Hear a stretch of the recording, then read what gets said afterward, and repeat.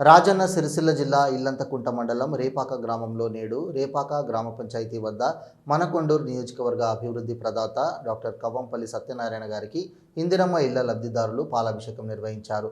రేపాక గ్రామానికి 39 మందికి మంజూరు చేసినందుకు వాటి నిర్మాణం చేపట్టి ఈరోజు ఎమ్మెల్యే కవ్వంపల్లి గారికి పాలాభిషేకం చేసి కృతజ్ఞతలు తెలియజేశారు. ఈ కార్యక్రమంలో ఇందిరమ్మ కమిటీ సభ్యులు కథ మల్లేశం, దయాసాగర్, గూడబాబు, రడం సుజాత, ఎట్ల అనిత, ఇందిరమ్మ లబ్ధిదారులు మాసం సురేఖ, రడం లత, ముత్తవ్వ, వర్షిత, సరిత, జోగు హారతి, పోతుగంటి స్వరూప, యాగండ్ల కాంతమ్మ 39 మంది లబ్ధిదారులు గ్రామ ప్రజలు పాల్గొన్నారు. మిల్లు శాంక్షన్ అయింది. పైసలు అడిగిండ్రు, పైసలు ఇచ్చినామని ఎవరో పుకారు చేశారు.